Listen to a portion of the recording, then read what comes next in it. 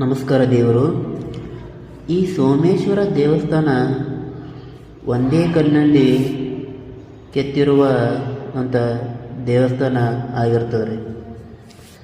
ಇದು ಎಲ್ಲಿ ಬರ್ತದ ಅಂತ ಹೇಳಿದ್ರೆ ನಮ್ಮ ಕಲಬುರಗಿ ಜಿಲ್ಲೆ ಕಮಲಾಪುರ ತಾಲೂಕು ಒಳಗೆ ಚೇಂಟ ಅಂತ ಹೇಳಿ ಗ್ರಾಮ ಬರ್ತದೆ ರೀ.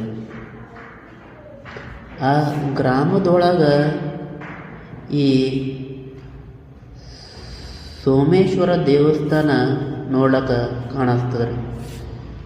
1200 ವರ್ಷ ಇತಿಹಾಸ ಇರುವಂಥ ಈ ದೇವಸ್ಥಾನ ಯಾವ ರೀತಿ ಅದ ಅಂತ ಹೇಳಿದ್ರೆ ಭಾಳಷ್ಟು ಸುಂದರವಾದ ಕೆತ್ತನೆಗಳಿಂದ ಒಳಗೊಂಡಿರುವಂಥ ದೇವಸ್ಥಾನ ಇದು ಅದ ರೀ.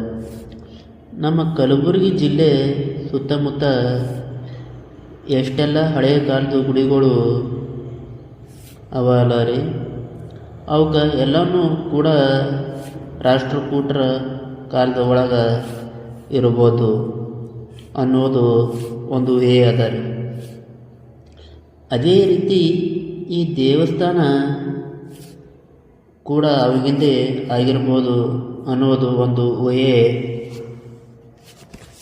ದೇವಸ್ಥಾನ ಬಗ್ಗೆ ಹೇಳಬೇಕು ಅಂತ ಹೇಳಿದ್ರೆ ಗರ್ಭಗುಡಿ ಒಳಗೆ ಹೋಗಬೇಕು ಅಂದ್ರೆ ಪಸ್ತಲ್ ಹಿಡ್ಕೊಂಡು ಫುಲ್ ಬಾಗಿಲು ಎಲ್ಲವನ್ನು ಸುಂದರವಾದ ಶಿಲ್ಪಕಲೆಗಳನ್ನು ನೋಡೋಕೆ ಕಾಣಿಸ್ತಾವ್ರಿ. ಗರ್ಭಗುಡಿ ಒಳಗೆ ಒಂದು ಸೋಮೇಶ್ವರ ದೇವರದ ಮೂರ್ತಿ ನೋಡ್ಲಿಕ್ಕೆ ಕಾಣಿಸ್ತದೆ.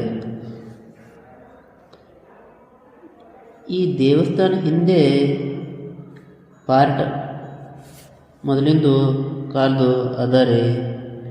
ಆದರೆ